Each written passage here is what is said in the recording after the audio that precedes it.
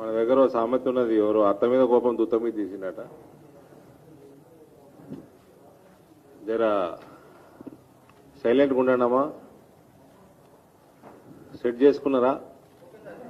ఓకేనా, good. So media మిత్రులందరికీ నమస్కారం. రాష్ట్రంలో మోస్ట్ ఇంపార్టెంట్ డెవలప్మెంట్స్ దేశంలో కానీ రాష్ట్రంలో కానీ అవినీతిలో ఈ లిక్కర్ స్కామ్ లో కేసీఆర్ కి సంబంధించిన బ్రదర్ అక్కడ వెనకాల రిపోర్టింగ్ బంద్ చేస్తారా? కొంచెం డిస్టర్బెన్స్ అవుతుంది ఇక్కడ.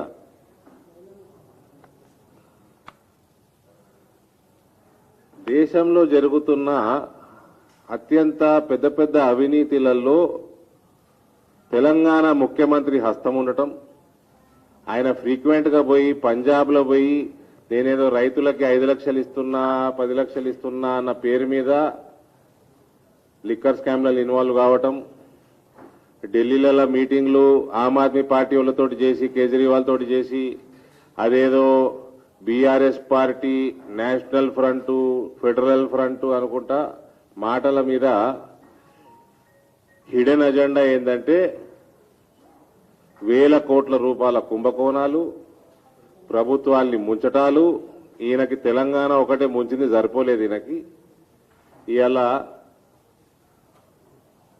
ఆమ్ ఆద్మీ పార్టీ భ్రష్టు పట్టడంలో కూడా ఈయన హస్తం ఉన్నది. ఇవన్నీ కూడా దగ్గరుండి ఫ్లైట్లు బుక్ చేసుకుంటా, హోటళ్లలో రూములు బుక్ చేసుకుంటా, కేసీఆర్ మీటింగ్లన్నీ కోఆర్డినేట్ చేసుకుంటా ఈ అవినీతిలా ఇన్వాల్వ్ అవుతున్నది కల్వకుంట్ల కవిత. అక్కడ లిక్కర్ పాలసీ విషయం, ఢిల్లీకి సంబంధించిన లిక్కర్ పాలసీ విషయంలో సిబిఐ ఎంక్వైరీ మొదలైంది. మనకు Aam Aadmi Party Manish Sisodia involvement, Arvind Kejriwal involvement clear గా కనబడతా ఉన్నది. ఈ లిక్కర్ పాలసీ తయారయ్యేటప్పుడు పోయిన సంవత్సరం కవిత ఇక్కడ ఎమ్మెల్సీ ఆమె రెగ్యులర్ గా జెట్ ఫ్లైట్లు తీసుకొని ఢిల్లీకి పోయి అక్కడ మీటింగ్లు ఏర్పాటు చేసి తద్వారా ఆ పాలసీ నుంచి బెనిఫిట్స్ పొందేటట్టు ఇక్కడ కంపెనీలతోటి అక్కడ ఫ్యాక్టరీలు అక్వైర్ చేయించుకొని ఆ లిక్కర్ పాలసీ లెక్క ప్రకారం మ్యానుఫ్యాక్చరర్ హోల్సేల్ చేయొద్దు, హోల్సేల్ చేసేటోడు రీటైల్ చేయొద్దు, రీటైల్ చేసేటోడు మ్యానుఫ్యాక్చర్ చేయొద్దు. ఇవన్నీ కూడా తుంగలోకి దొక్కి బేసిక్ గా ఆ పాలసీలో గవర్నమెంట్ సగానికి పైన షాపులు గవర్నమెంట్ నడిపిస్తా ఉంటుండే. ఢిల్లీ జోన్ల 32 జోన్లు ఉంటే ఢిల్లీలో 849 రీటైల్ లైసెన్సులు ఉంటే ఈ పాలసీ రాకంటే ముందు 475 గవర్నమెంట్ ఏజెన్సీలు రన్ చేస్తుండే.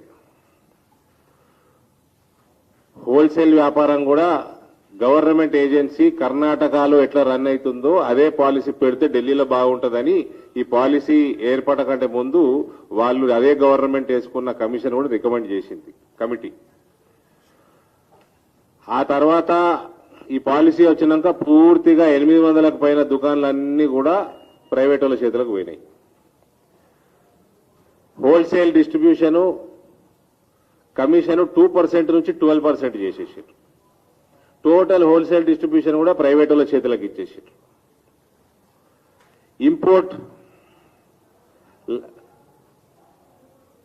ఇంపోర్ట్ పాస్ ఫీ ఒక కేసు మీద 50 రూపాయలు ఉంటుండే, అది మాఫీ చేసిండ్రు. దానివల్ల వేల కోట్ల రూపాయలు నష్టమైంది ప్రభుత్వానికి. కోవిడ్ సమయంలో ఈ పాలసీ వచ్చింది కాబట్టి టెండర్లలో పార్టిసిపేట్ చేసిన వాళ్ళ ఫీజు అంతా కూడా రిటర్న్ ఇచ్చిండ్రు కోవిడ్ పేరు మీద. అది 144 కోట్ల స్కామ్ ఉన్నదాడ. అదే రకంగా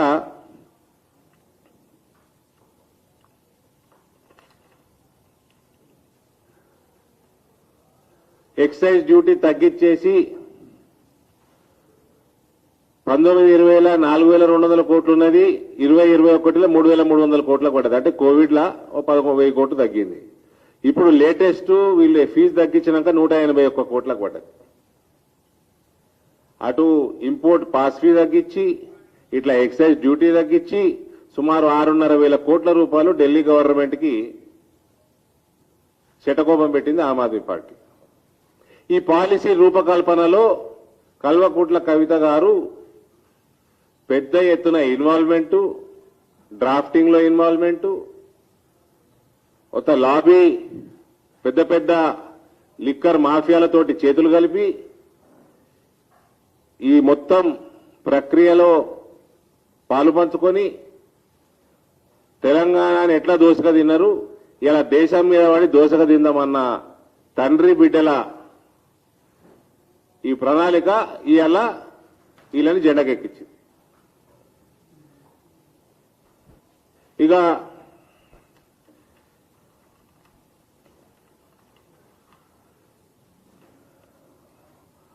కల్వకుంట్ల కవిత గారికి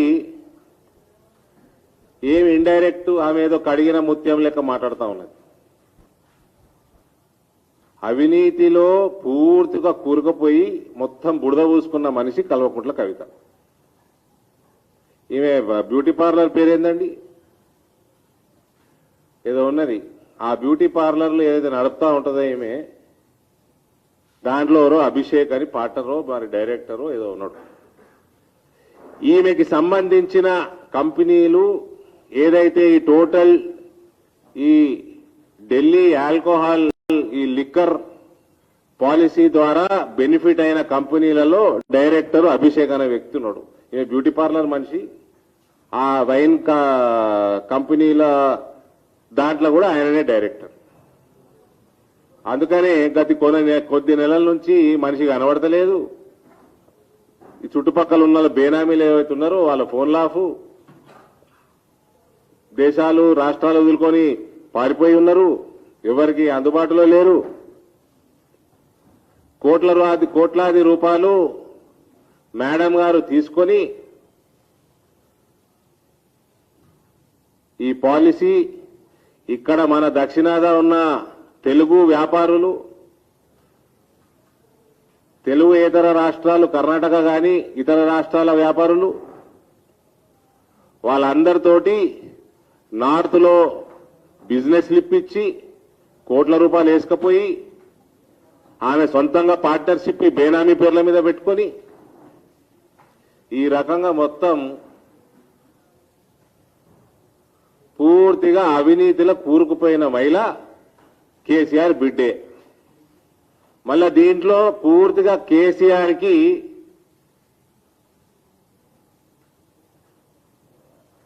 పూర్తి హస్తం ఉన్నది. ఆయన నాలెడ్జ్లో ఉండే జరుగుతున్నది. ఈ మొత్తం కుటుంబం తెలంగాణ రాష్ట్రంలోనే కాదు భారతదేశం మొత్తంగా చీడపురుగులుగా తయారయ్యారు. మళ్ళా దీనికి పంజాబ్ రైతుల పేరు ఈయన ట్రిప్పుల కోసం ఏదో భారతీయ జనతా పార్టీకి వ్యతిరేకంగానంటే ఈయన టెంట్ కడతారట. ఆ టెంటు కట్టిండా లేదా కానీ ఆ టెంటులో మాత్రం మందు ప్రవాహం కొనసాగుతా ఉన్నది. లిక్కర్ ఆ ఫెడరల్ టెంటా మరి లిక్కర్ టెంటా అన్నది కల్వకుంట్ల కవిత చెప్పాలి.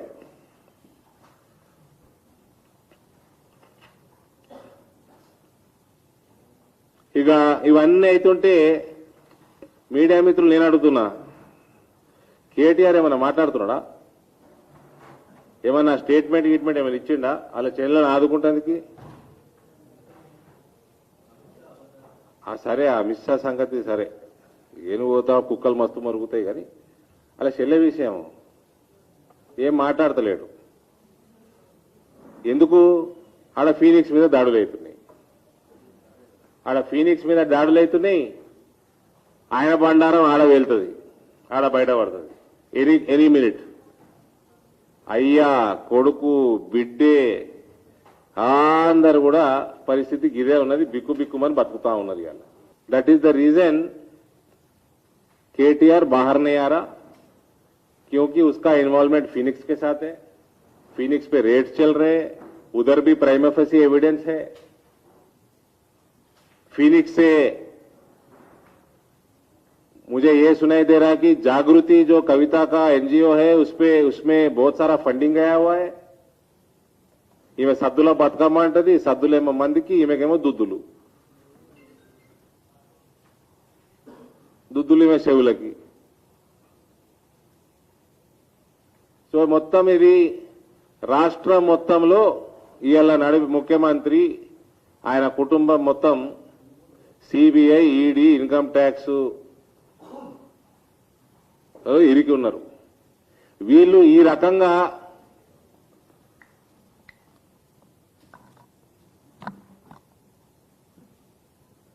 ఫ్రస్ట్రేషన్లోకి వచ్చి ఆ ఫ్రస్ట్రేషన్ బండి సంజయ్ గారి మీద, భారతీయ జనతా పార్టీ మీద, ఆయన పాదయాత్ర ఆపమని ఆయనని హౌస్ అరెస్టులు చేసి డీటైన్ చేసినట్టున్నారు. ఆయన పాదయాత్ర ఆపేయాలంట. ఇదే రాచరికమా? ఇదేమైనా డెమోక్రసీయా?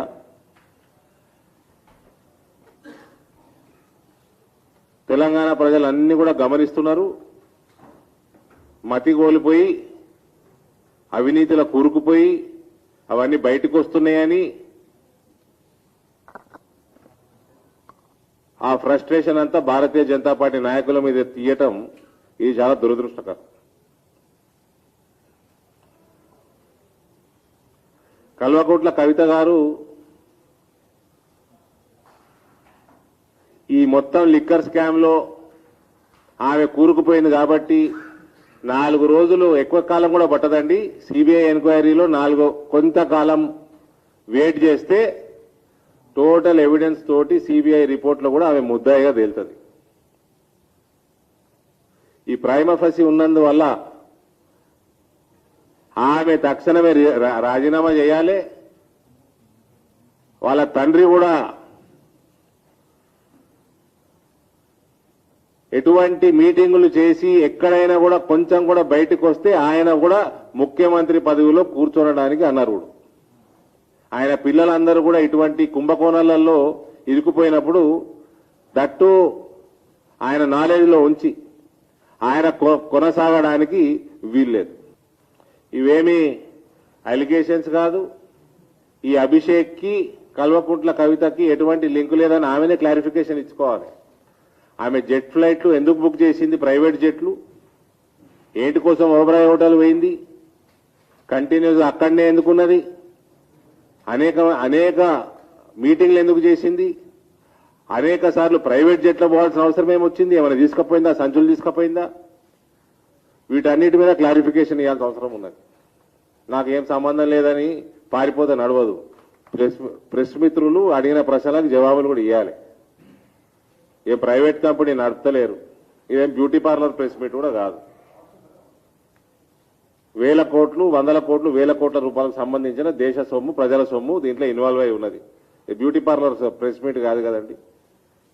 మీడియా సమావేశం ఏర్పాటు చేసి మీడియా మిత్రులు అందరూ వచ్చినప్పుడు వాళ్ళు అడిగిన ప్రశ్నలకు ఇవ్వకుండా పారిపోతుంది. నిజామాబాద్లో కూడా ఇదే పని. నిజామాబాద్ మీడియా మిత్రులు కూడా ప్రశ్నలు అడగగానే లేచి వెళ్ళిపోతుంది. మరి గమ్ముని ఇంట్లో కూర్చొని వీడియో తీస్తే అయిపోయాయి కదా. ఓ వీడియో తీసి ఆమె ఫేస్బుక్లోనో ఎలానో మిడక పెడితే అయిపోతుంది. మీడియా సమావేశం పిలుచుడు ఎందుకు, మీడియాతోటి చర్చించకపోతే? హాయ్ ఫ్రెండ్స్, మా టుడే టుమారో యూట్యూబ్ ఛానల్ చూస్తున్నందుకు చాలా థ్యాంక్స్. మరిన్ని లేటెస్ట్ వీడియోస్ కోసం వెంటనే సబ్స్క్రైబ్ చేయండి. అలాగే ఈ బెల్ ని కూడా రింగ్ చేసేయండి. మా నోటిఫికేషన్స్ అన్ని మీ మొబైల్లో వస్తాయి. అలాగే మా వీడియోస్ మీకు నచ్చితే లైక్ చేయండి, షేర్ చేయండి, నచ్చకపోతే కామెంట్ చేయండి.